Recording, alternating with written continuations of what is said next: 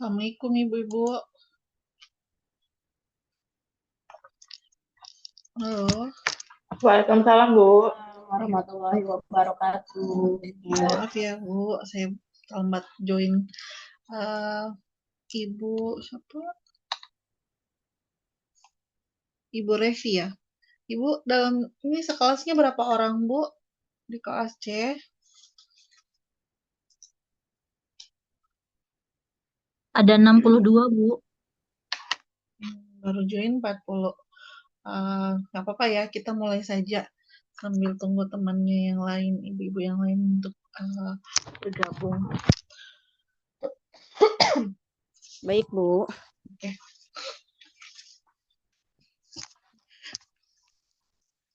Sudah isi absensinya Bu? Belum. Absensinya Ibu yang buat kan di Google Form ya? Benar, Bu. Dikirim materinya dulu atau gimana, Bu? Saya share materinya dulu untuk diisi di Google Form atau gimana? Terserah Ibu gimana baiknya aja. Yang penting isi absensinya ya, Bu. Disesuaikan dengan jam yang Ibu Revi sampaikan ya. Baik, Bu. Oke.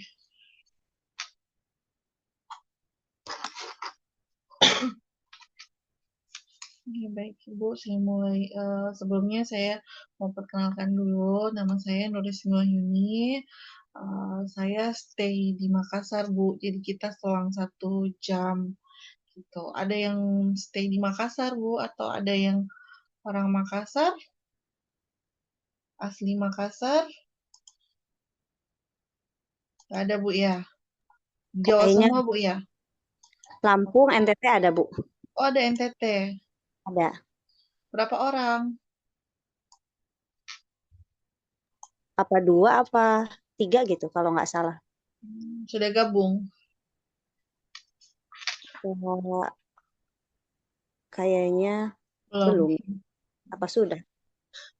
Jadi, Ibu-ibu kan di mata kuliah ini tim ya, ada beberapa dosen.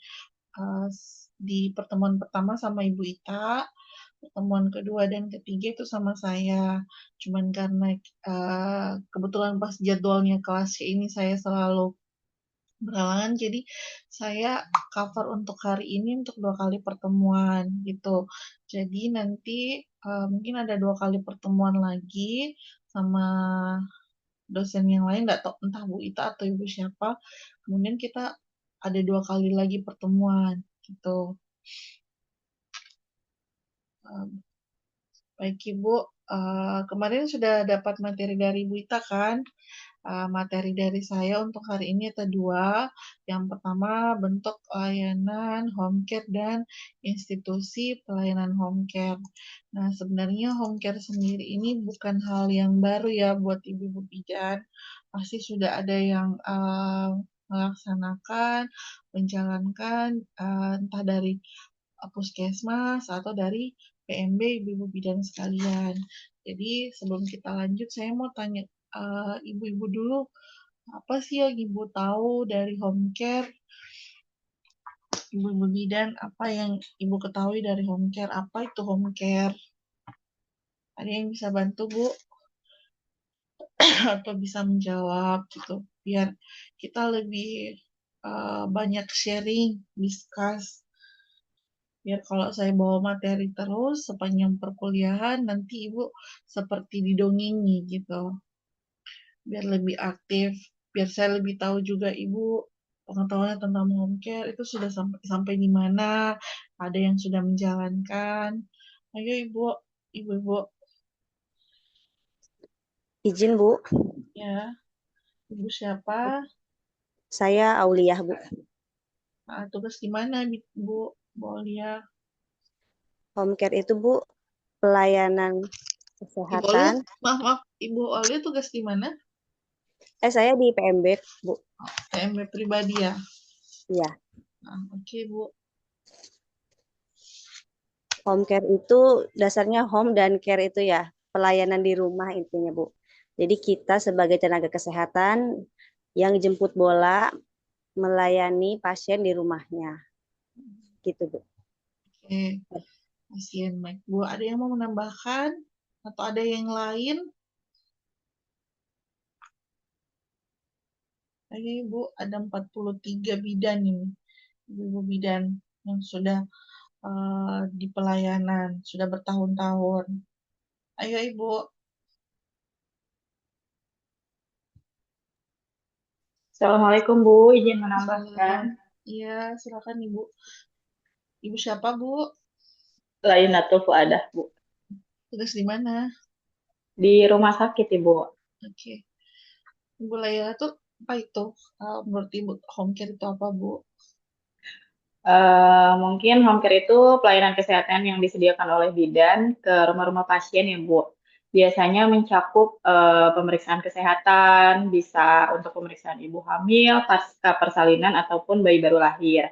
Selain itu, kita juga bisa memberikan edukasi tentang keluhan-keluhan yang dirasakan oleh pasien, baik ibu atau bayinya, dan konsultasi juga terkait pertanyaan-pertanyaan yang disampaikan oleh pasien tersebut. Seperti itu mungkin Bu. Terima kasih. Terima kasih ya, Bu. Oke. Jadi kita lihat ya, apa sih pengertian home care itu? Jadi home care adalah pelayanan kesehatan yang dilakukan secara berkesinambungan dan komprehensif yang diberikan kepada individu dan keluarga di tempat tinggal mereka. Jadi benar ya Ibu Olia dengan Ibu Lairnatul bahwa pelayanan yang dilakukan di rumah gitu. Baik itu secara individu atau perorangan. Kalau kita di sini kan bicara bidan Bu ya, kita sebagai tenaga kesehatan bidan. Jadi pelayanan kepada ibu hamilnya atau ibu nifasnya atau bayinya atau secara keluarga yang dilakukan di tempat tinggal mereka yang bertujuan untuk meningkatkan, mempertahankan, atau memulihkan kesehatan. Jadi ini dilakukan secara berkesinambungan, komprehensif. Jadi ini tidak dilakukan satu kali. Jadi secara berkesinambungan, baik itu lanjutan pelayanan dari layanan kesehatan rumah sakit atau puskesmas atau PMB.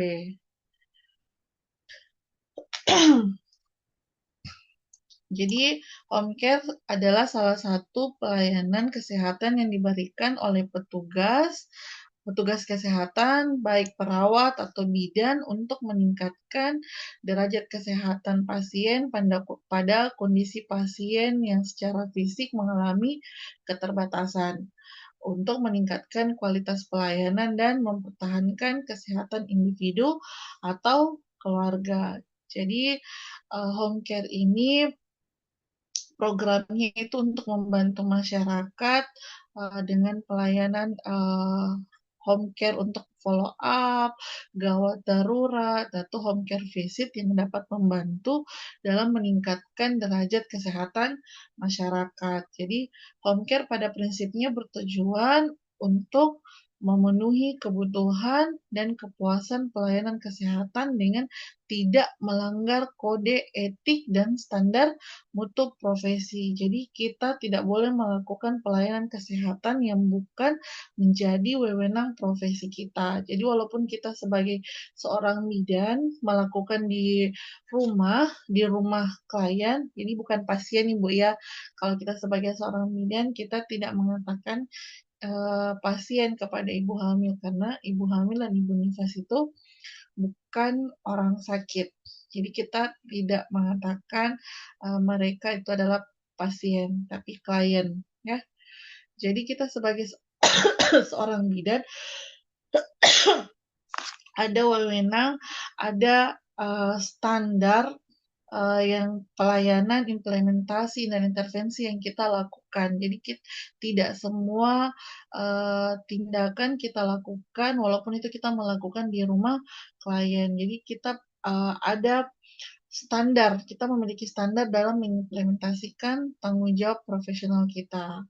Untuk kecuali dalam keadaan darurat yang tidak ada seorang pun petugas kesehatan yang bisa melakukan kecuali kita mungkin RJP atau apa pada saat ibu ada ibu bidan berada di rumah klien, ada yang ibu hamil yang mengalami gangguan kardiovaskular atau apa dan tidak ada yang bisa melakukan, ibu bisa inform consent, choice kepada keluarga yang ada di situ untuk minta izin melakukan. Kalau tidak diizinkan ya ibu tidak usah melakukan gitu, lakukan rujukan. Ingat ya Bu, dalam keadaan emergensi yang tidak sama sekali tidak ada yang bisa melakukan dan apabila tidak dilakukan tindakan tersebut bisa lebih fatal, lebih gawat ke pasien atau klien ibu. Nah, mengapa home care diperlukan? Karena manfaat utama dari layanan home care adalah kenyamanan dan kemudahan. Kira-kira kenapa Ibu lebih nyaman dilakukan di rumah? Kenapa manfaatnya itu kalau layanan home care itu lebih nyaman, lebih mudah daripada di fasilitas kesehatan? Izin Bu, Ya, silakan Bu. kalau home care itu kan lebih memudahkan dan pasien itu tidak harus naik kendaraan untuk menemui fasilitas kesehatan yang dituju gitu kan Bu, seperti ke bidan kayak gitu.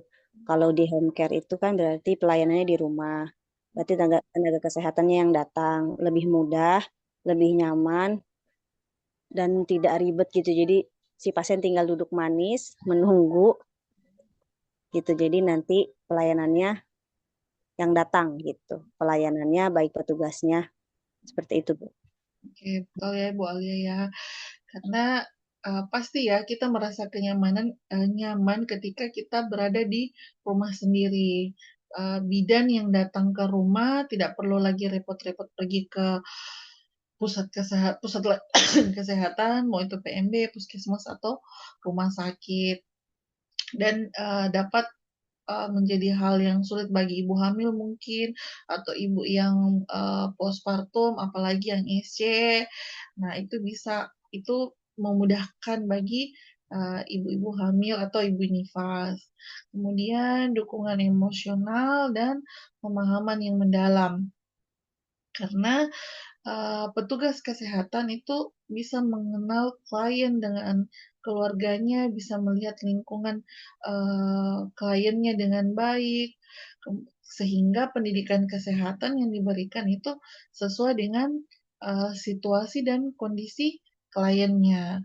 Karena contoh kita pada saat di rumah klien, kita bisa melihat apakah klien ini mendapat support. Contoh ya, pada saat masa nifas, apakah ibu ini, klien kita tuh mendapat support atau dukungan dari keluarganya atau tidak.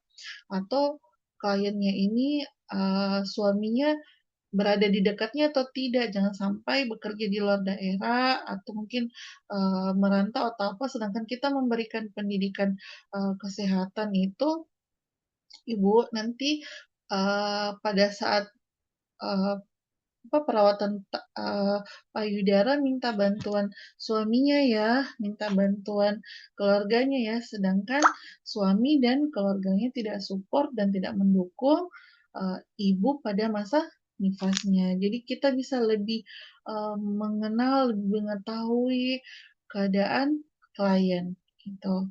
Nah, begini juga nomor 3, pemberian informasi dan pendidikan kesehatan. Jadi memberikan informasi yang diperlukan tentang mungkin contoh perawatan hamil, persalinan, perawatan bayi, KB. Jadi bisa melihat situasi kliennya gitu. Kemudian yang keempat, pencegahan dan deteksi.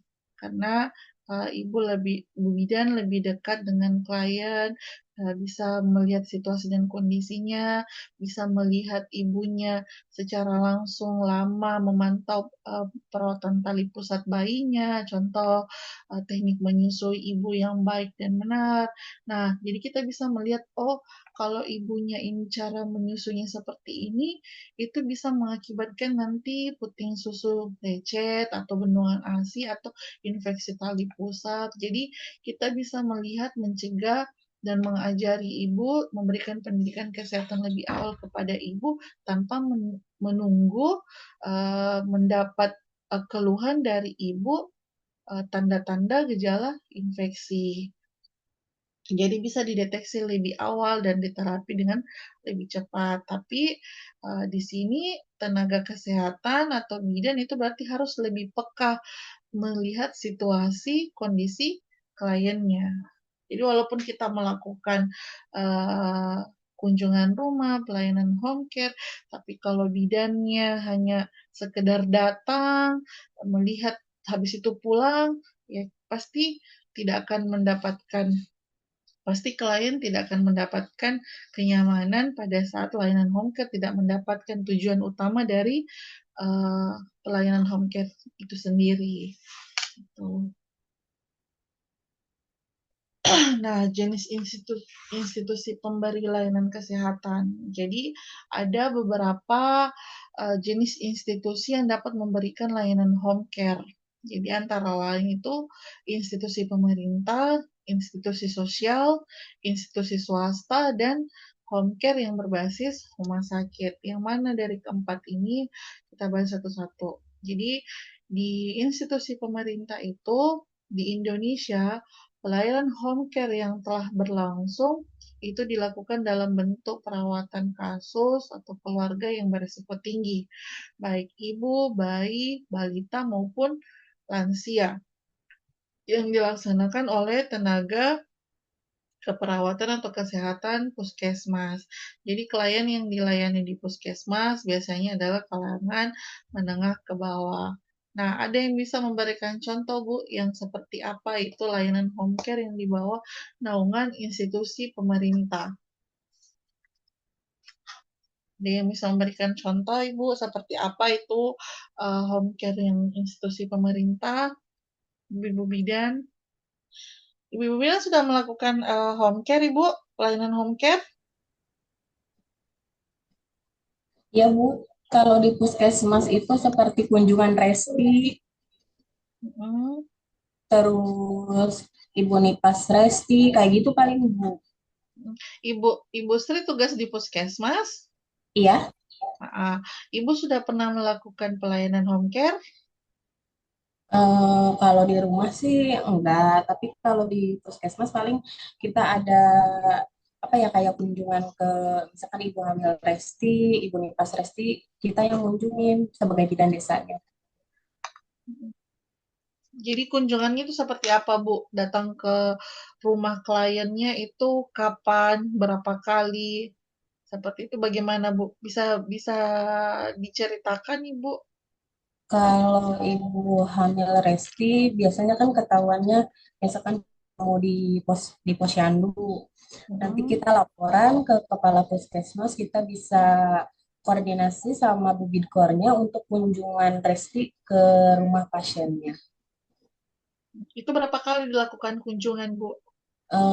Kalau ya misalkan ketemunya pas restinya di trimester ketiga Bu, ya berarti kita bisa 2 kali kunjungan sampai misalkan dia restinya dengan PEB, berarti kan kita pantau sampai dia untuk dirujuk ke rumah sakit Bu. Kalau ibu hamilnya itu yang resti rajin melakukan antenatal care atau kunjungan antenatal care di puskesmas atau di posyandu, tetap dilakukan kunjungan home care, Bu? Layanan Tetap home care? tetap Tetap. tetap kita kunjungin karena kalau yang resti itu selalu dipantau sama bidan desanya. Ibu bidan desa? Iya. Ada masalah biasa, Bu, layanan home care? Ada kendala pada saat melakukan layanan home care? Nggak ada sih Bu, alhamdulillah. Alhamdulillah. Iya, paling ya kita kalau misalkan kekurangannya misalkan di kayak di BPJS atau KIS kayak gitu, kita koordinasinya sama sama orang desa. Ya, jadi itu adalah contoh betul ya Bu, institusi layanan home care yang di bawah naungan institusi pemerintah. Jadi semua itu dilakukan tidak dipungut biaya oleh klien yang didatangi dikunjungi rumahnya itu tidak dipungut biaya karena semua program pemerintah. Jadi layanan puskesmas yang tergantung dari kebijakan dari puskesmas atau rumah sakit di tempat ibu atau di daerah ibu gitu. Jadi ada yang tidak melakukan walaupun dia tidak resti, tetapi tidak melakukan kunjungan rumah. Nah itu dilakukan kunjungan rumah. Tapi sebenarnya itu ada dampak negatifnya juga sehingga ibu hamil yang tidak melakukan kunjungan antenatal, kemudian dilakukan kunjungan oleh bidan, pasti ya, tapi semoga tidak semua ibu hamil berpikiran itu seperti itu. Ada juga yang ibu hamil berpikir semakin dikunjungi, dilakukan kunjungan antenatal care, semakin ibu hamil tersebut tidak melakukan kunjungan antenatal care di puskesmas maupun di posyandu karena sudah merasa nyaman dia yang dikunjungi oleh bidannya. Jadi itu contoh layanan home care bawah naungan institusi pemerintah. Kemudian institusi sosial melaksanakan pelayanan home care dengan sukarela teladan, tidak memungut biaya. Nah, ini juga tidak dipungut biaya bagi klien gitu. Karena ini dilakukan oleh LSM atau organisasi keagamaan yang memiliki penyandang dana donatur.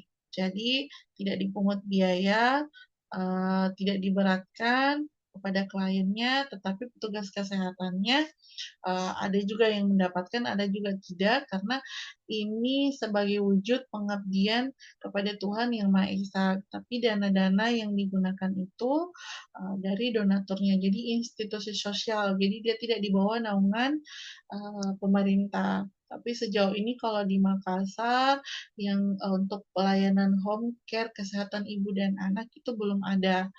Entah kalau di daerah ibu gitu. Tetapi kalau home care dengan penyakit kronis yang lain, termasuk mungkin diabetes untuk lansia, kemudian untuk ODGJ itu sudah banyak ibu ya untuk layanan home care yang institusi sosial. Tapi kalau untuk pelayanan kesehatan dan ibu dan anak, saya belum pernah lihat gitu. Nah, institusi swasta dalam bentuk praktek mandiri baik perorangan maupun kelompok yang menyelenggarakan pelayanan home care dengan menerima imbalan jasa secara langsung dari klien maupun pembayaran melalui pihak ketiga asuransi. Jadi institusi swasta ini dikenakan biaya kepada klien. Nah, biasanya seperti ini pelayanan VIP gitu. Jadi klien itu berharap mendapatkan pelayanan yang lebih bermutu dari petugas kesehatan daripada pelayanan yang didapatkan di rumah sakit ataupun puskesmas. Nah, ini biasanya kalau ibu-ibu bidan yang sudah lahir atau terutama biasanya ya paling banyak ibu bidan yang ada PMB-nya biasanya ada poin lebihnya memberikan kunjungan, 2 kali kunjungan mungkin kepada ibu nifas setelah lahiran di PMB-nya. Gitu. Iya ya, ibu bidan yang punya PMB atau sudah tercover atau tidak dilakukan layanan home care setelah masa nifas, ibu bidan. Kalau layanan home care yang dari rumah sakit, tapi ada bidan yang menyediakan pelayanan home care mandiri, ada yang sudah menjalankan ini, Bu Bidan. Sudah, Bu. Iya. Ibu siapa tadi? Ibu Olia. Iya, saya, Bu. Nah, ibu menyediakan pelayanan home care dari lanjutan dari PMB-nya atau mandiri, Bu? Ada yang mandiri, ada yang lanjutan, Bu. Nah, seperti apa itu kalau yang mandiri dan lanjutannya, Bu? Kalau yang mandiri yang biasanya habis lahiran SC gitu kan, untuk perawatan nipasnya biasanya ingin si pasien itu bidannya untuk home care gitu. Ibu berapa kali kunjungan? Bisa 2 sampai 3 kali, Bu. Maksimal sih 3. Kalau ibu bidan yang lain, ada yang sudah melakukan ibu layanan home care mandiri atau dari lanjutan dari PMB-nya? Siapa selain Ibu Aulia lagi yang melakukan pelayanan home care?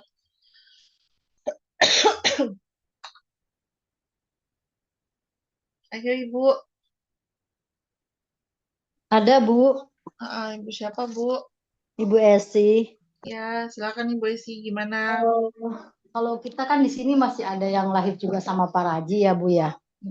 Oh masih ada Bu, masih banyak. Ada, iya. Jadi kita home care-nya itu biasanya dia suka telepon tuh, keluarganya sudah lahir. Kita kunjungan yang hari ketiganya, KN1-nya Bu. Nah biasanya kan kita kasih hepatitis sama HBO-nya ya. HBO sama pitkanya untuk kunjungan bayinya. Benolnya.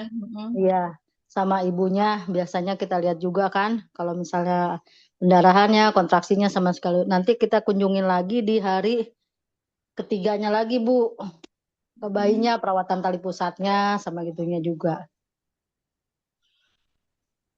Nah, itu kalau ditolong sama dukun, terus Ibu melakukan kunjungan rumah, Iya. itu biayanya gimana Bu? Kalau biayanya biasanya kan kita tarifannya ini aja Bu. Kalau hepatitisnya kita gratisin. Oh gitu, Kalau program ya, kalau pemerintah. misalnya iya, kalau yang program permintaannya untuk hepatitisnya kita gratisin. Tapi kalau misalnya kita suka tanya dulu gitu apa dia punya biaya apa enggak.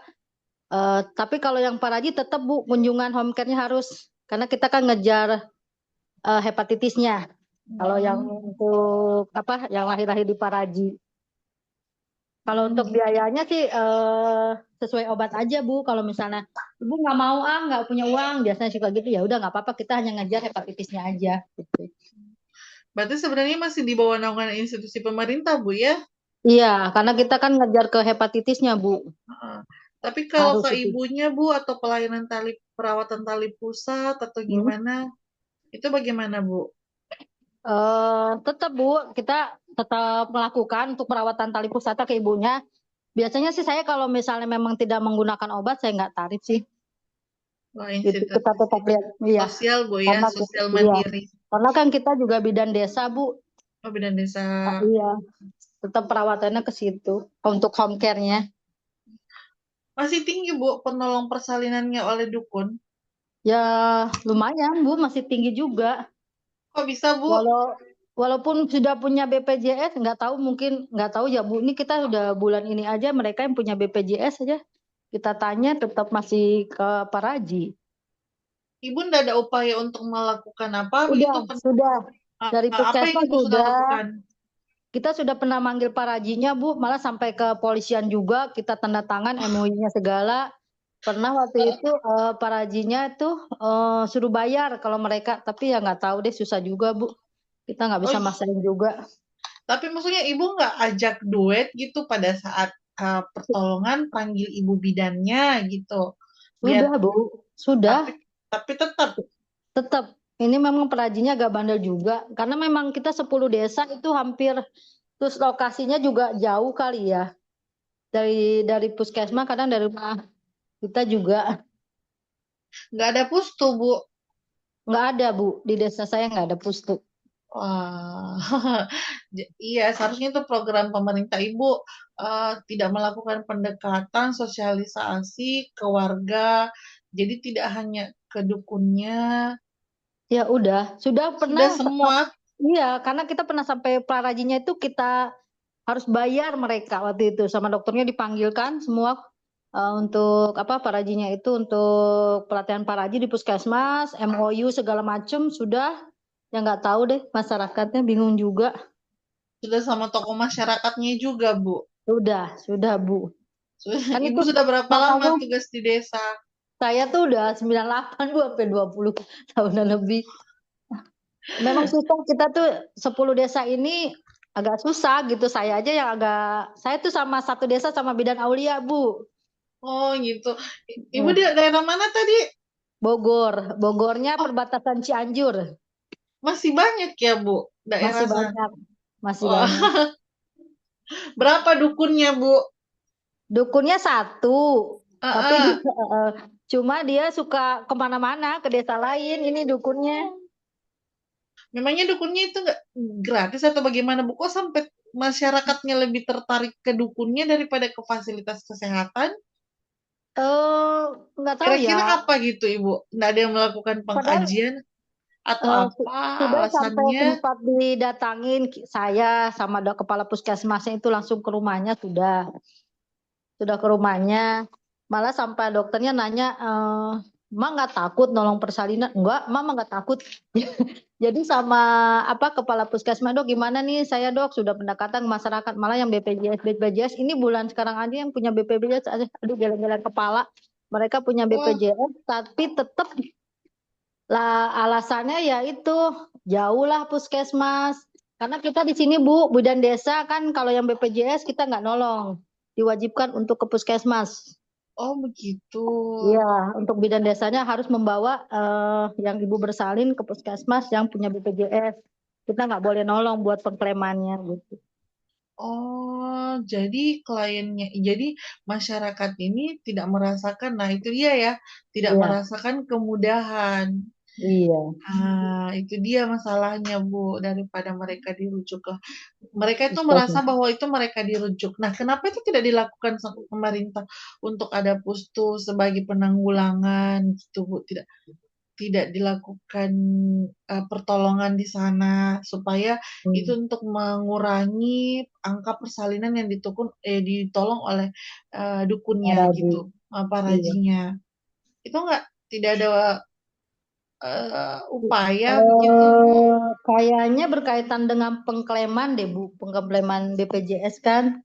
Hmm. Tapi Iya, kan sama kalau aja, Bu, kalau ditolong sama paraji ya tidak ada juga. nggak tahu deh kalau itu juga saya Kebijakan juga pemerintah, Bu, ya. kebijakan kebijakan Oh, kebijakan pengklaiman kita kan di puskesmas memang wajib ditolongnya di puskesmas untuk jadi nggak eh, dilakukan screening dong sama anak-anak bayi yang baru lahir, Bu. Screening screening tetap hipotiroidnya. Tetap. tet- tetap kalau yang itunya bukan bidan desanya kalau untuk SHK-nya kan Hmm.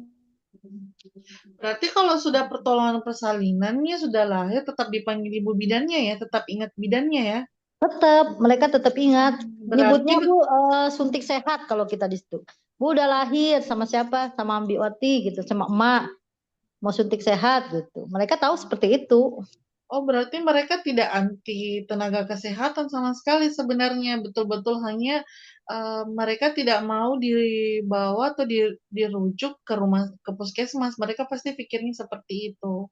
Ya Jadi mereka alasannya lebih kan kendaraan malam kebrojol alasan aduh alasannya tuh ibu tebih teuing ke puskesmas Pak cenah gitu. tapi apa, Jauh Bu? ya, Jauh, jauh jauh. memang Bu. Kadang-kadang Berapa yang mereka yang kilo? berapa kilo ya. Kalau yang mereka kan Oh, patokannya kendaraan, kebanyakan motor kali ya punyanya itu bingungnya. nah, kalau dirujuk ke rumah sakit, Bu, atau dibawa ke puskesmas, itu kendaraan siapa yang digunakan? Ambulan, kalau yang punya BPJS gratis kan Bu? Oh, tetap ya.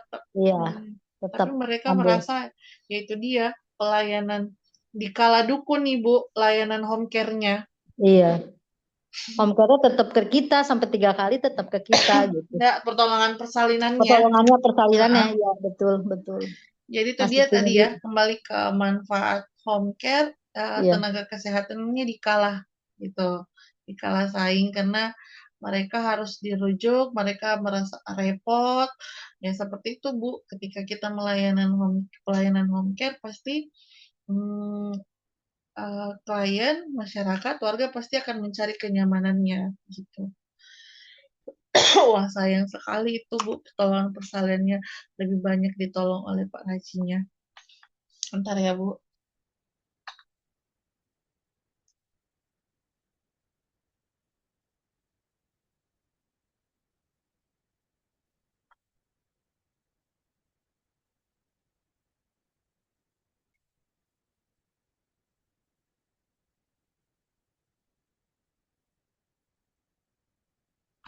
Oke, kita lanjut ke home care rumah sakit.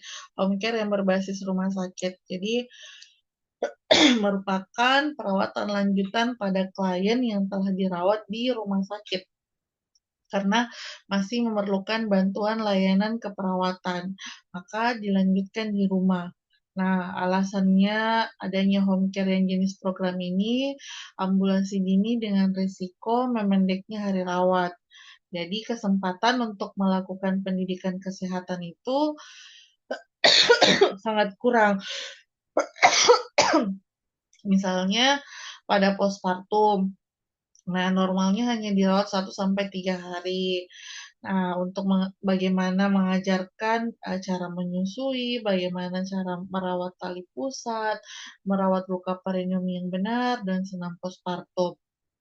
Nah, itu belum dilaksanakan dengan optimal, sehingga kemandirian ibu itu masih sangat kurang. Nah, sehingga itu diharapkan adanya layanan home care lanjutan untuk memfollow up eh, layanan home care di rumah, melihat ibu nifas ini apakah sudah bisa menyusui dengan baik dan benar, sudah bisa merawat tali pusat dengan baik dan benar. Nah, begitupun luka perineum dan senam postpartum. Kemudian yang kedua, menghindari resiko infeksi nosokomial yang dapat terjadi pada klien yang dirawat di rumah sakit. Kemudian yang ketiga, makin banyaknya penyakit kronis yang apabila dirawat di rumah sakit itu memerlukan biaya yang besar. Yang terakhir, perlunya berkesinambungan perawatan klien di rumah sakit ke rumah, sehingga ini akan meningkatkan kepuasan klien maupun perawat. Nah, biasanya ini setengah dari biasanya rumah sakit, ada yang setengah institusi pemerintah karena tidak dipungut biaya, ada juga yang swasta. Jadi tetap dilakukan layanan home care, tetapi dibebankan biaya tambahan kepada klien. Tapi dengan apa? Dengan memberikan pelayanan yang lebih bermutu. Bagaimana tidak bermutu? Karena satu perawat, satu petugas kesehatan, satu bidan itu berhadapan dengan satu klien. Jadi diharapkan pelayanan yang diberikan itu lebih optimal, lebih maksimal gitu. Nah, keterampilan dasar yang harus dimiliki petugas kesehatan dalam pelayanan home care. Jadi ada 7 Bu yang harus dimiliki petugas kesehatan dalam memberikan pelayanan home care. Pertama, keterampilan pengkajian dan evaluasi. Yang kedua, komunikasi yang efektif, pengambilan keputusan, kemampuan melakukan dokumentasi, kemampuan berpikir fleksibel, kritis dan kreatif. Kemudian keenam, mengatur diri. Kemudian yang ketujuh, penanganan kegawat daruratan. Nah, ibu-ibu bidan kira-kira ketujuh ini sudah punya semua belum? Sudah mampu semua belum ketujuh ini? Keterampilan ketujuh ini kira-kira ibu bidan sudah memiliki belum?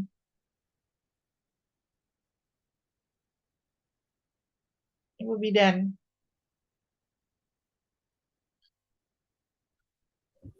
Seperti Ponet ya, Bu ya. Kenapa, Bu? Layanan kegawat daruratannya seperti Ponet. Iya, pokoknya Ibu bisa melakukan penanganan kegawat daruratan yang sesuai dengan kompetensi Ibu bidan, wewenang kita sebagai bidan gitu.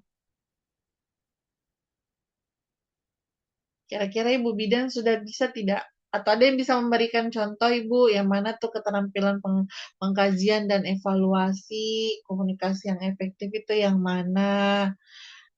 Kira-kira yang mana Ibu-ibu? Biar nggak ngantuk Ibu, Ibu bidan. Saya mau nanya, Bu. Iya, Saya juga pegawai puskesmas, juga TPMB ya, Bu ya.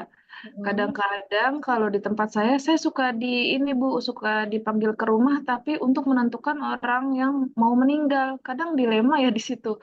Ya, itu kan bukan apa ya istilahnya bukan tupoksi kita kan untuk iya, menentukan iya. dia meninggal atau enggak. dibawa ke rumah sakit dia tidak mau. Saya juga kan istilahnya bukan tupoksi saya. Nanti takutnya saya salah diagnosa dan itu gimana? Sudah boleh nggak sih kita sebagai bidan menolak gitu untuk menentukan kematian seseorang gitu? Ibu Rosita tugas di desa. Enggak sih, saya nggak tugas di desa, saya hanya di di, puskesmas aja. di lingkungan tempat kerjanya maksudnya. Di lingkungan tempat praktek saya. Di lingkungan di tempat Soalnya praktik.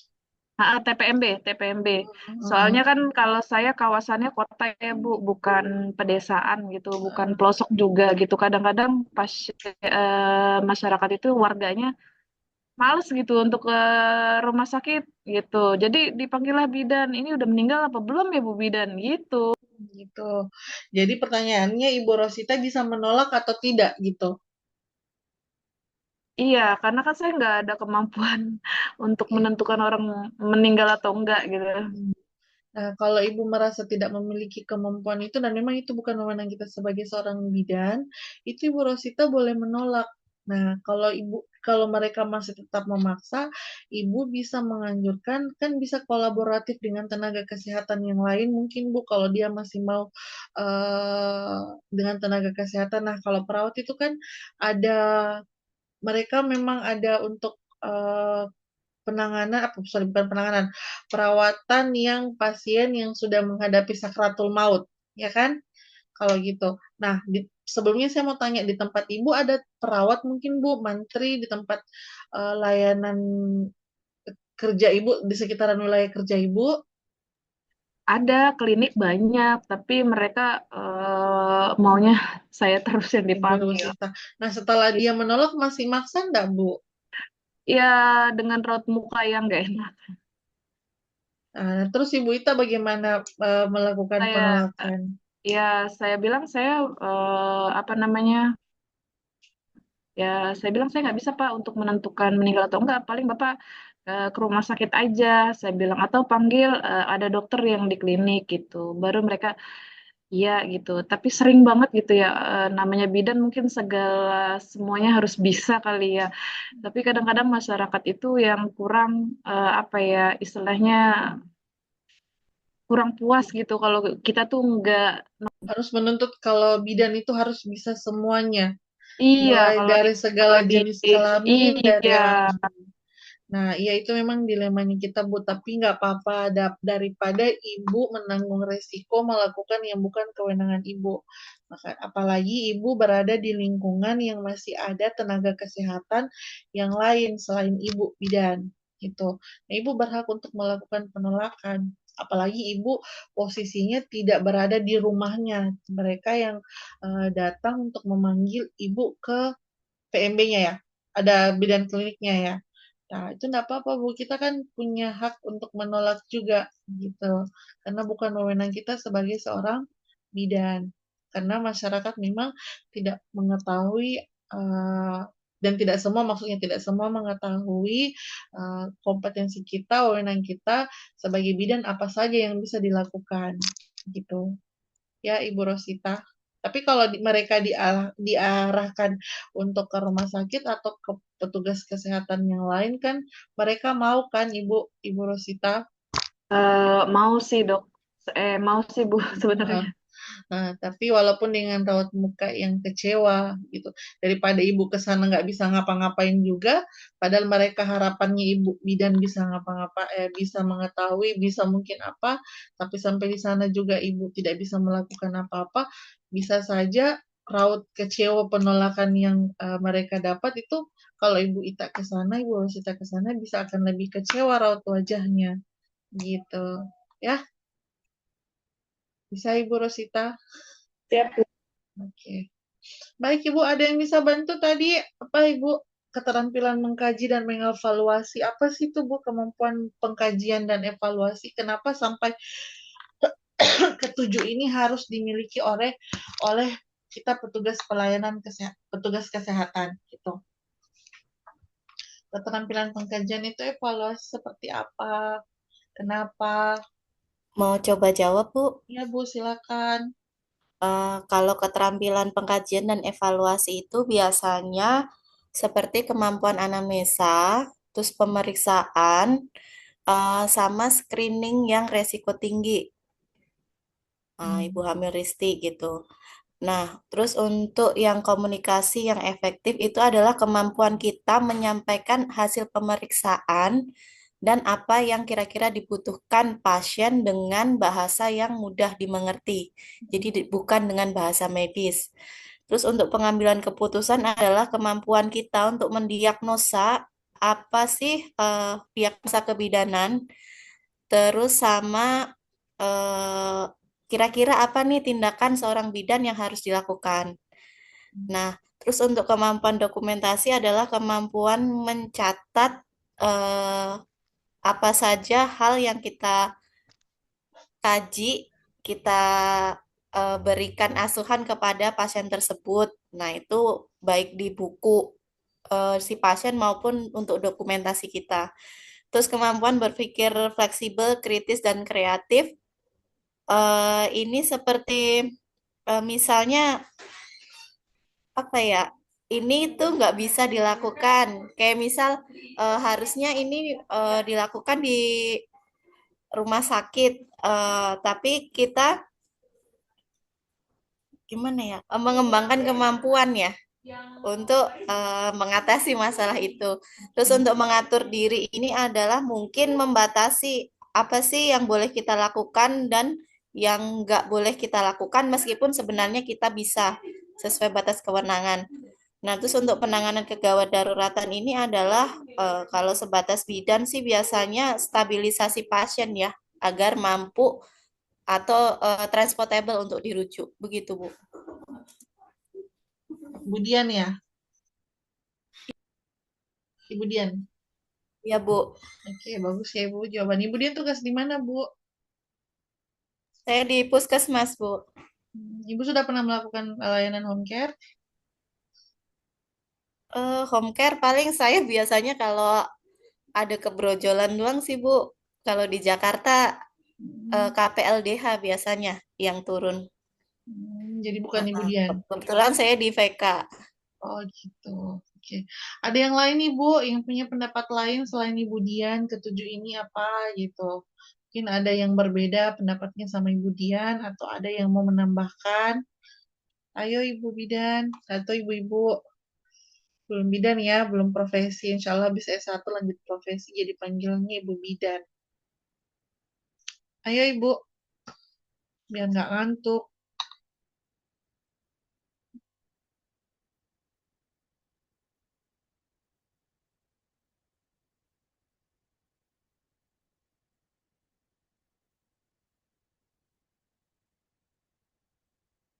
Ayo Ibu. Ibu siapa gitu, atau saya mau tunjuk gitu. Jangan sampai di sini tutup kameranya ibu-ibunya tidur lagi, Bu. Nanti kayak didongeng. Ayo Ibu.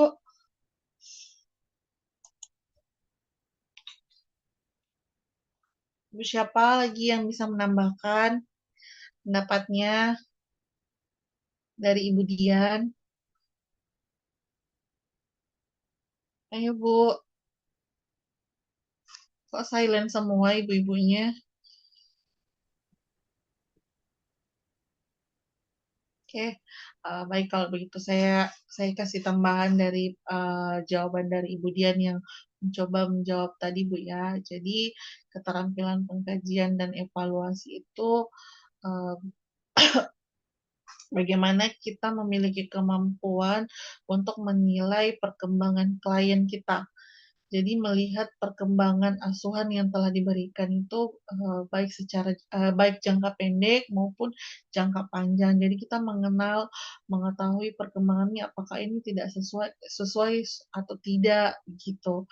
Kemudian kemampuan pengkajian dan evaluasi itu harus menjadi dasar utama kita melakukan tindakan yang akan dilakukan gitu.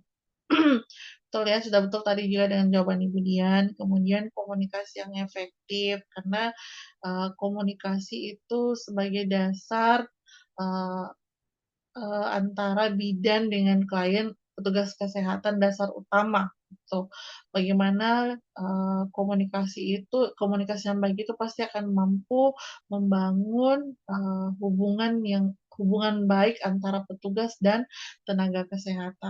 petugas kesehatan dengan klien. Nah, pasti juga akan lebih bermutu gitu. Kalau antara satu petugas kesehatan dengan satu klien. Jadi diharapkan di sini komunikasi yang betul-betul efektif gitu.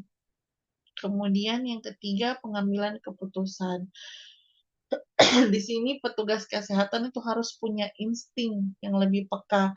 Kenapa? Karena hanya kita sendiri, seorang bidan yang berkunjung ke rumah klien. Jadi tanggung jawab atas klien itu kita sendiri. Jadi tanggung jawab kita itu besar. Jadi bagaimana kita bisa mengambil keputusan kapan waktunya merujuk, kapan kita masih bisa melakukan plan B untuk asuhan penanganannya, atau harus merujuk dan bisa kolaborasi kalau memang kita kolaborasi dengan dokter atau apa. Ada tempat kita untuk kolaborasi, nelpon apakah ini kita dirujuk atau tidak. Itu tuh kalau di institusi pemerintah yang ada teamwork-nya. Nah, bagaimana kalau kita di swasta yang betul mandiri, berarti betul-betul kita yang menentukan bertanggung jawab full terhadap klien tersebut. Jadi kapan kita bisa menentukan waktu yang merujuk atau tidak.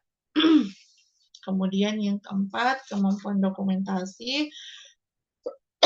Nah, kalau di institusi di bawah jenis naungan institusi swasta yang saya sampaikan tadi bahwa biayanya itu kan bisa saja dari klien sendiri atau dari asuransi. Nah, untuk klien itu bisa mengklaim biaya asuransinya, kita sebagai tenaga kesehatan yang melakukan layanan home care, kita juga harus memiliki dokumentasi yang bagus untuk klien. Kemudian untuk kita sebelum melakukan tindakan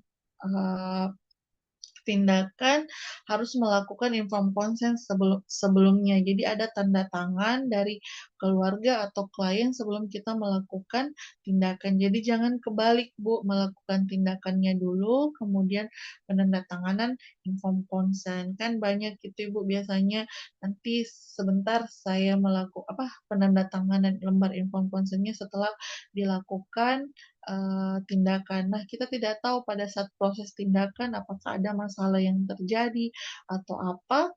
Nah, kita kan bisa dituntut balik walaupun sebenarnya tadi keluarganya sudah setuju atau kliennya sudah setuju atas tindakan yang akan dilakukan. Tapi kan hari sial tidak ada yang tahu, Bu. Jadi kita melakukan betul-betul penandatanganan lembar inform consent-nya terlebih dahulu, baru kita melakukan tindakan. Karena itu juga yang membentengi kita sebagai petugas kesehatan supaya tidak ada malpraktik atau apa di belakangan gitu. Kemudian yang kelima, kemampuan berpikir fleksibel, kritis, dan kreatif. Karena kita tahu bahwa kita melakukan layanan home care ini kan di rumah klien. Nah, rumah klien itu kan berbeda-beda dan situasinya kan tidak sama dengan kondisi ideal ruang perawatan yang ada di fasilitas kesehatan. Jadi, bagaimana kita sebagai tenaga kesehatan yang bisa berpikir kreatif, kritis, fleksibel atas kondisi lingkungan tempat kita melakukan home care. Contohnya mungkin ibu ingin melakukan perawatan payudara di rumah klien, sedangkan di rumahnya ini, sedangkan pada saat kita melakukan perawatan payudara itu kan mungkin kita butuh sampiran. Nah, di rumah klien kan belum tentu ada sampiran tirai seperti yang ada di fasilitas kesehatan. Nah, sedangkan situasi rumahnya ini kondisi terbuka yang tidak ada sekat-sekatnya atau apa. Nah, kita harus berpikir bagaimana caranya kita melakukan asuhan tindakan tersebut sesuai dengan yang seharusnya yang tidak dilayanan di situasi terbuka seperti itu. Jadi harus berpikir kreatif, tidak ada tiang infus, apa yang harus kita gunakan supaya itu di rumah klien bisa ada tiang infusnya yang tempat menggantungan cairan atau segala macam. Jadi berpikir kreatif juga kita karena situasi kondisi tidak sama di rumah klien dengan pelayanan ruangan ideal ruang perawatan gitu. Kemudian yang keenam, mengatur diri. Perawat home care itu harus mengatur, bisa mampu mengatur dirinya, mampu mengenal keluarga klien dengan baik, mampu mengatur kapan waktu yang seharusnya saya melakukan kunjungan kembali, kapan saya melakukan follow up seperti itu. Jadi tidak setiap hari, bukan kita yang diatur oleh kliennya, Bu Bidan, saya mesti mau dilakukan kunjungan besok, tidak. Jadi kita yang mengatur dan kita melihat mana klien yang harus saya kunjungi terlebih dahulu untuk asuhannya begitu. Jadi ibu yang mengatur dirinya, ibu yang sebagai manajer sendiri, ibu yang mengevaluasi sendiri.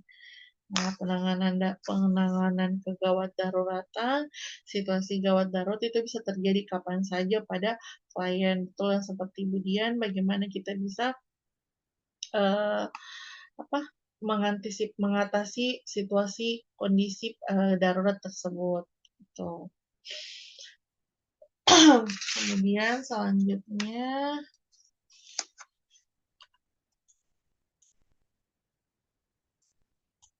Nah, di Indonesia itu home care itu sudah mengalami kemajuan yang sangat pesat seiring dengan kebutuhan masyarakat yang semakin meningkat, kebutuhan akan home care untuk meningkatkan pelayanan kesehatan termasuk pelayanan kebidanan. Sikap empati merupakan salah satu bagian dari prinsip humanistik untuk mewujudkan komunikasi yang efektif untuk meningkatkan kepuasan pasien atau klien yang berpengaruh dalam pemasaran jasa kesehatan. Jadi sikap empati ini erat kaitannya dengan responsif bidan dalam kebutuhan klien untuk memberikan continuity of care, terutama bagi klien yang secara fisik masih mengalami keterbatasan dan bantuan untuk memberikan dukungan dalam proses penyembuhan masa nifas, khususnya pada 1 minggu pertama, di mana ibu masih belum mampu untuk mengurus dirinya maupun bayi. Oleh karena itu, jasa home care sangat membantu dalam masa pemulihan. Nah, paling sering itu ya Ibu Bidan, makanya saya katakan tadi Ibu yang punya PMB, apakah itu sudah melakukan layanan home care-nya, apakah ada layanan lanjutan setelah Ibu hamilnya lahiran di fasilitas kesehatan puskesmas atau PMB-nya. Ibu yang punya PMB, tadi Ibu siapa Bu?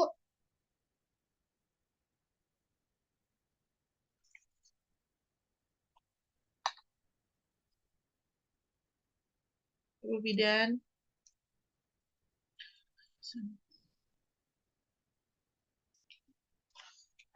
Wah, kayaknya ibu-ibunya ini pada silent semua. Izin saya Lagi dinas Bu ya. ini Sambil kuliah ya. saya sambil ngasuh ini lagi nggak enak badan bayi. Oh, punya bayi kecil. Bayi. Nah, yang punya PMB tadi ada programnya, Bu. Ada layanannya yang dipungut sama kliennya atau lanjutan memang dari Ibu sebagai poin lebihnya di PMB. Yang ibu-ibu bidan yang lain, Bu.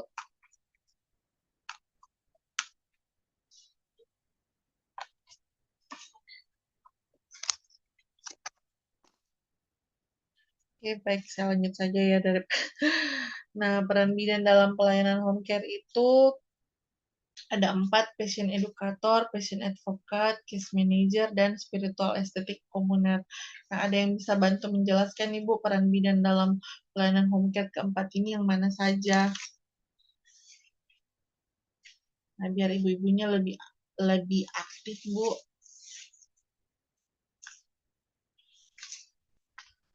Patient educator itu yang mana, Bu?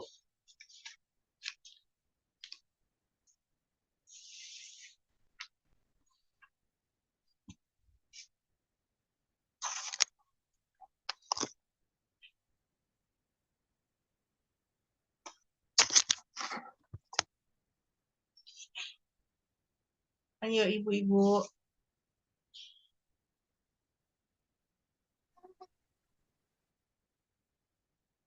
Ibu sudah isi absensi belum? Belum. Belum, Bu. Belum, Bu.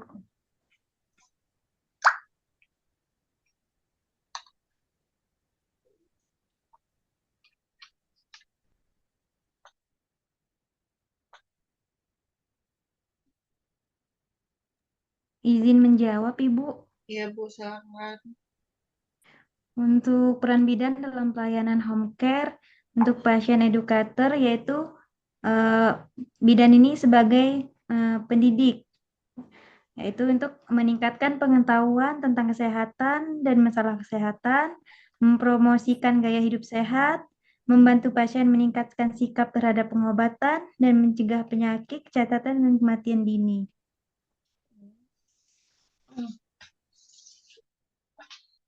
Oke, kalau patient advocate, Bu, Ibu siapa tadi? Nurpa, Ibu. Oke, Bu Nurfa. Bu Nurfa tugas di mana? Ini Bu, kerja di PMB. PMB pribadi, Bu? Bukan Ibu, punya milik orang. Oh, Baru apa? lulusan soalnya Bu.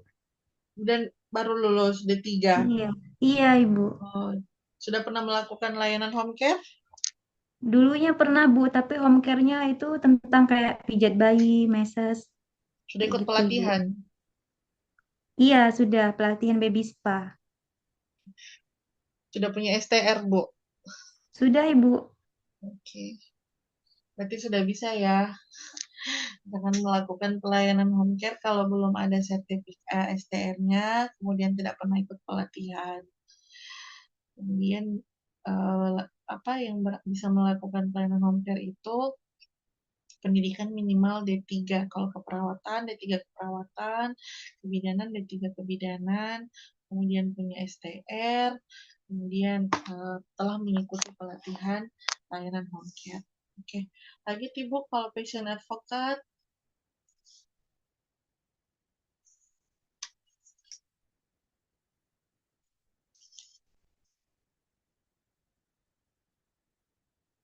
Ada yang bisa atau Ibu Nurfa mau lanjutkan atau ada yang lain? Ayo ibu-ibu. Izin menjawab lagi Bu. Discuss. Ya. Untuk patient advocate itu, jadi kita sebagai bidan itu bertugas untuk melindungi pasien. Yaitu kita tuh harus berkomunikasi, terus membantu pasien untuk membuat keputusan yang independen. Terus juga menjelaskan kondisi pasien, diagnosa pasien, terus juga membantu pasien memahami istilah kesehatan yang yang dialami oleh pasien.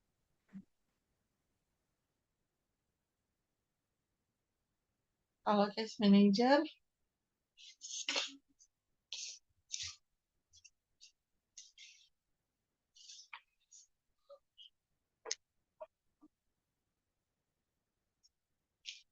ada yang lain Bu selain Ibu Nurfa untuk menambahkan?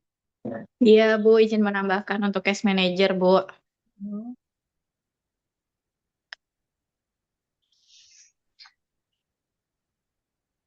Silakan Bu.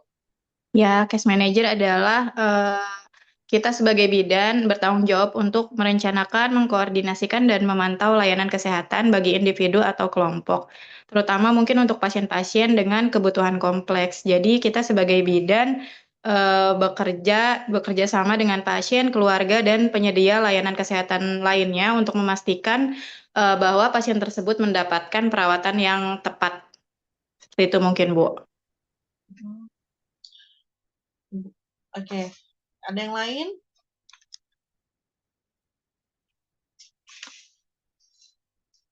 Kalau spiritual, estetik komuner, itu yang mana Bu?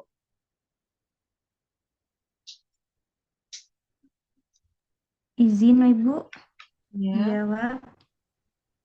Untuk spiritual estetik komuter itu yaitu perawatan home care yang memberikan apresiasi terhadap upaya penyembuhan, kepada pasien, seperti contohnya kita itu menunjukkan rasa empati dan kasih sayang, mendengarkan keluhan pasien, kita juga merawat pasien, terus juga berkomunikasi yang efektif kepada pasien, dan juga kita juga mendukung pasien apa ya untuk penyembuhan pasien tersebut, Ibu.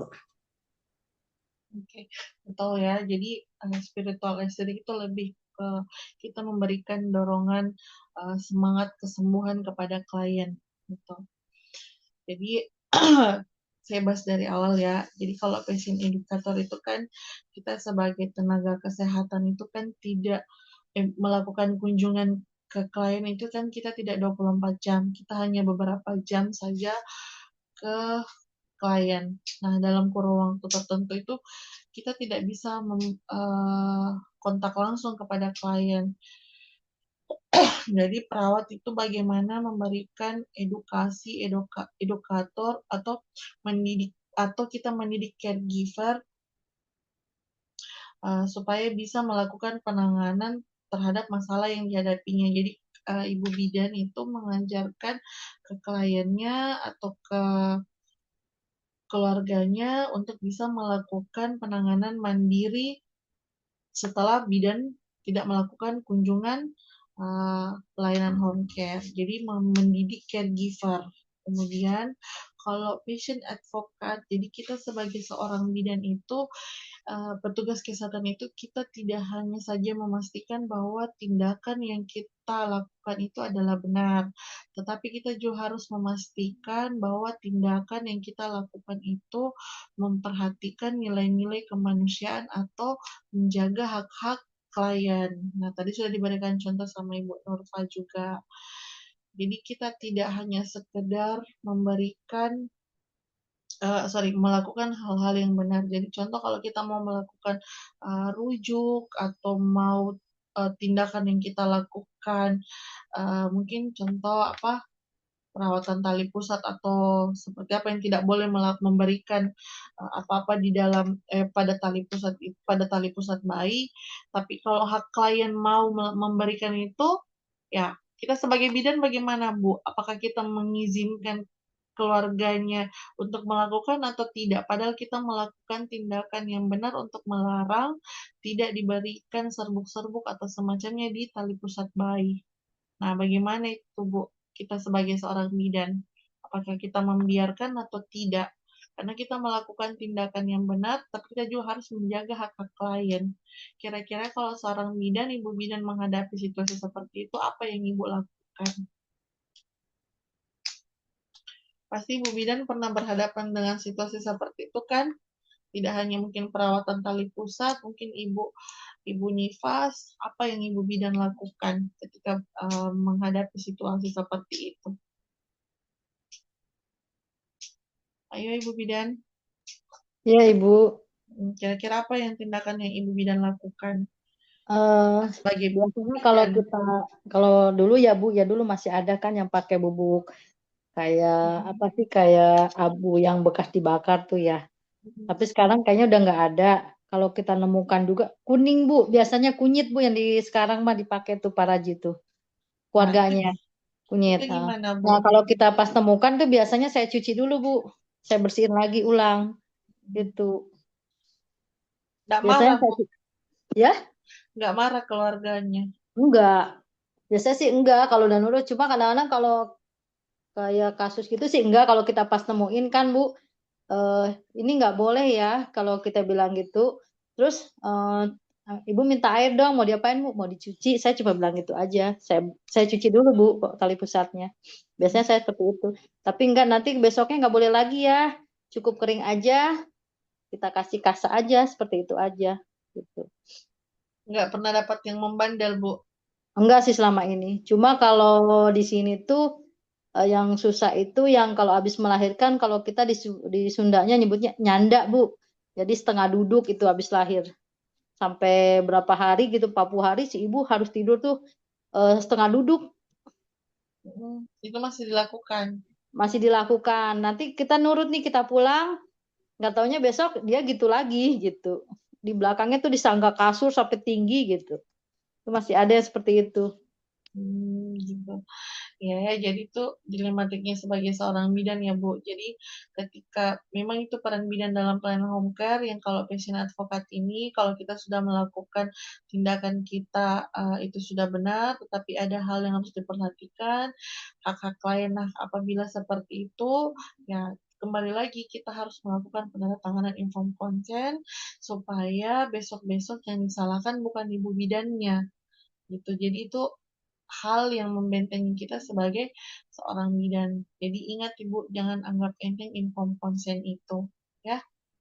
Kemudian kalau case manager ya kita sebagai manajer kita yang mengatur dalam penanganan kasus, kita yang melakukan pengkajian, kita yang melakukan implementasi, kita yang melakukan evaluasi terhadap tindakan yang kita lakukan oleh caregiver. Jadi kita sebagai pengatur dalam pemenuhan kebutuhan pelayanan kesehatan. Jadi yang melakukan quality control itu kita bidan karena kita yang melakukan sendiri mulai dari awal ya.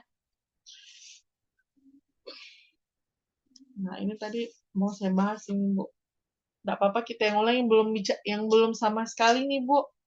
Home care home care kasus kebidanan itu apa saja sih Bu?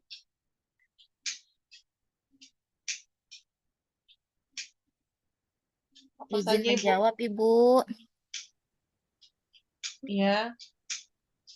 Home care kasus kebidanan bisa perawatan pasca SC, terus perawatan tali pusat, terus memandikan bayi. Ranah-ranahnya bidan loh, Bu. Ibu sudah pernah melakukan? Udah, tapi udah lama sih, udah enggak. Kenapa Tapi sekarang tidak? dulu-dulu tuh pernah, Bu. Pas dulu ikut di BPM sama kalau misalnya home care pasca sesar, pas dulu kerja di rumah sakit. Sekarang tidak mau mandiri. Bu nggak pernah ikut pelatihan? Udah, Kapan Bu? Pelatihan apa? udah lama pelatihannya. Sekarang udah jarang, Bu, semenjak punya baby, semenjak eh udah kerepotan, jadi kayak pelatihan-pelatihan kayak gitu kayak di nanti dulu gitu. Jadi nanti kalau babynya udah besar kan bisa Ibu ke babynya dulu. Kalau masih mengingat ilmu-ilmu yang kemarin, ya. Iya bener, Bu. Jadi bisa ke bayinya sendiri.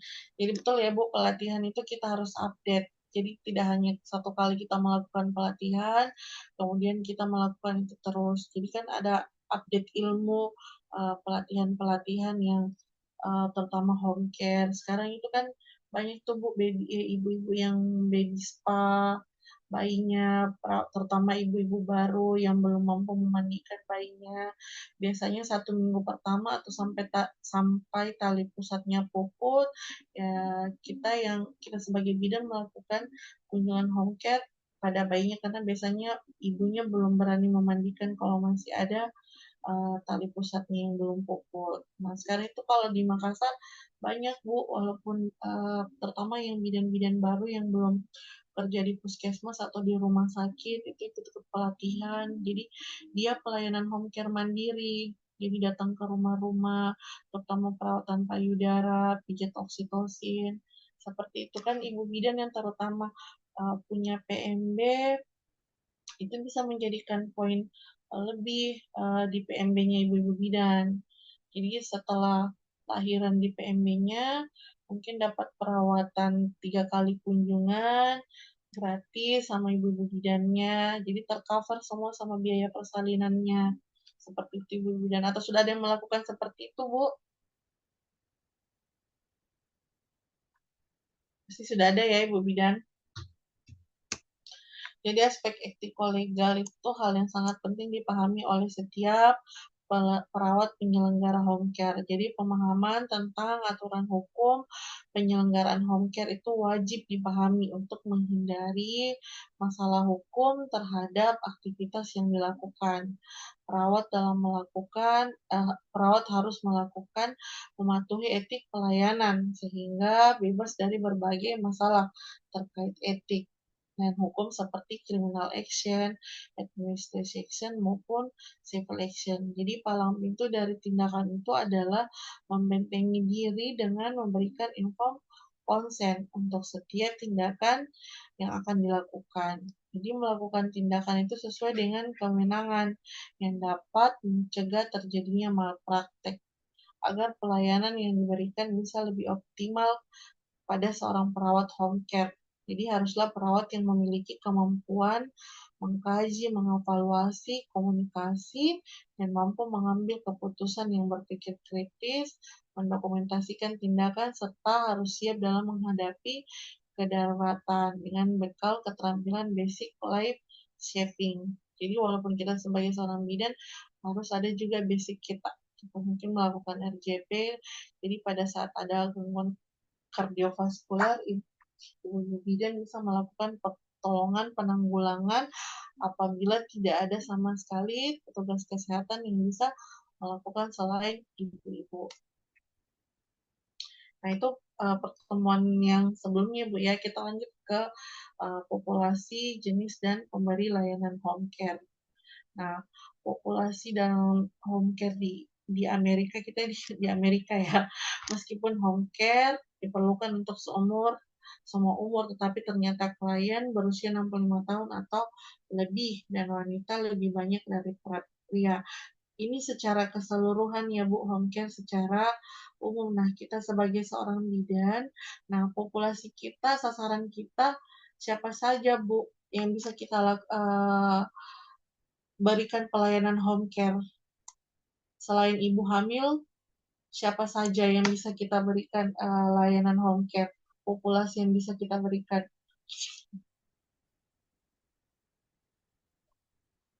Ibu bidan. Ibu menyusui ya, Bu? Ibu menyusui, ibu nifas. Bayi ya. Apalagi Bayi Bu? juga, Pak, Bayi. bayinya. Bayi saja.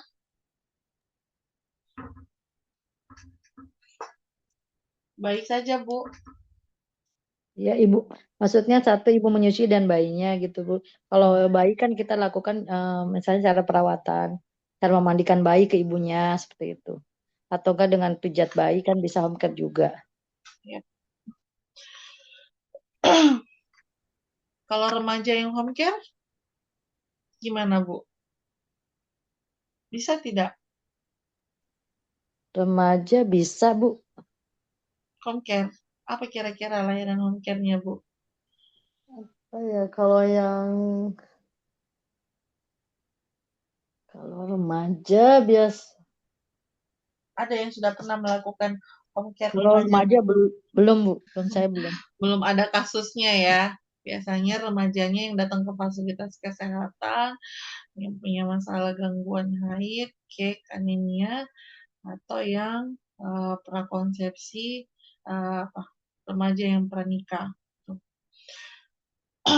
Nah, ini dia jenis pelayanannya bidan.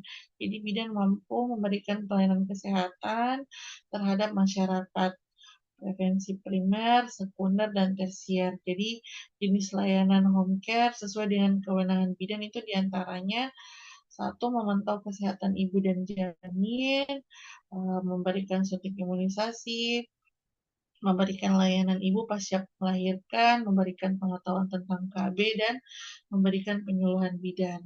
Nah, memantau kesehatan ibu dan janin itu tugas dari bidan home care itu memantau kesehatan dan perkembangan ibu dan janin secara berkala. Jadi tidak satu kali dilakukan layanan home care. Jadi tugas pokok ini bidan sangat membantu bagi para ibu hamil dengan risiko tinggi yang memerlukan perhatian khusus. Seperti ibu siapa tadi yang melakukan kunjungan dengan ibu yang memiliki risiko tinggi. Kemudian memberikan suntik imunisasi walaupun ditolong sama Pak Raji ya Bu ya. Tetap ibu bidannya datang memberikan suntik imunisasi karena sangat dibutuhkan untuk mengurangi angka kematian bayi akibat virus atau penyakit tertentu. Jadi bidan home care juga sangat diperlukan untuk dapat melakukan pelayanan imunisasi. Ketiga, memberikan pelayanan ibu pasca melahirkan. Bidan home care diharapkan dapat memberikan pelayanan dan membantu peran ibu dalam memberikan perawatan kepada bayi baru lahir. Perawatan pada ibu seputar menyusui, teknik menyusui, terutama mungkin ibu yang sudah SC, perawatan lukanya, atau luka perineum, perawatan payudara, banyak ya untuk pencegahan infeksi.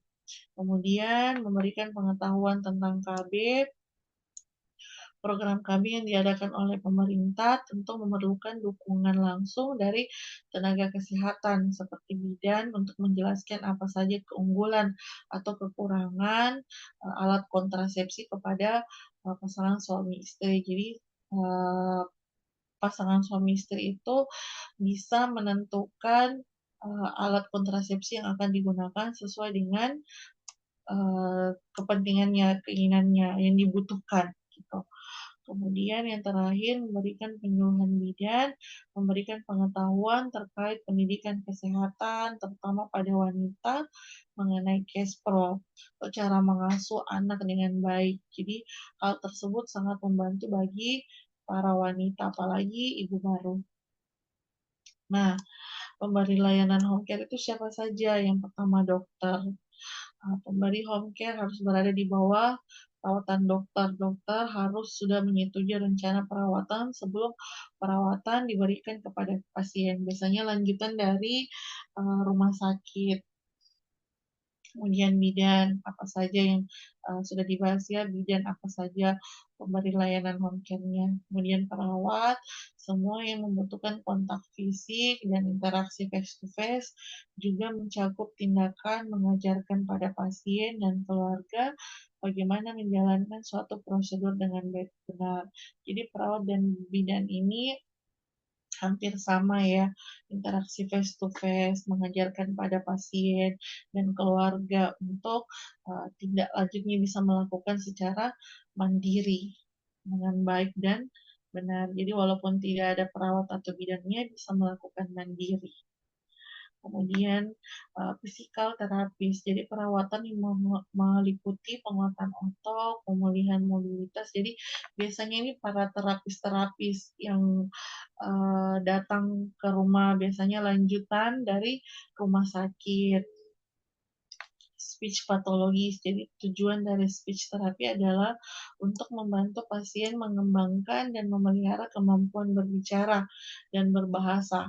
Speech pathologist juga bertugas memberi konsultasi kepada keluarga agar dapat berkomunikasi dengan pasien serta mengatasi masalah gangguan menelan dan makanan yang dialami pasien. Oke, jadi itu dia pemberi layanan home care. Jadi di antara dokter, perawat, bidan, terapis, dan speech communication itu mereka semua itu bisa melakukan layanan home care dengan minimal dengan syarat tadi minimal pendidikan D3, punya STR atau izin yang menyatakan bahwa dia sudah menjadi tenaga yang kompeten, yang profesional di bidangnya, kemudian telah mengikuti pelatihan-pelatihan. Jadi tidak hanya sekedar kita melakukan layanan home care begitu saja, Bu ya. Terutama yang kayak baby spa. Kalau kita bidan ya hanya sekedar imunisasi itu sudah menjadi kewenangan kita, kompeten kita sebagai seorang bidan. Baik Ibu, itu materi dua materi pertemuan yang sudah saya sampaikan. Nanti tugasnya saya bagi ke Ibu Fitri ya. Ibu siapa si pennya?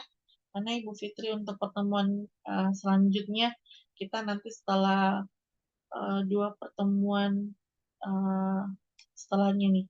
Kayaknya Ibu Ita ya Bu setelah ini. 2 kali pertemuan baru pertemuan selanjutnya sama saya lagi. Jadi pertemuan selanjutnya nanti kita discuss Bu ya. Nanti saya buat kelompok. Nanti berapa orang tadi Bu dalam satu kelas ini?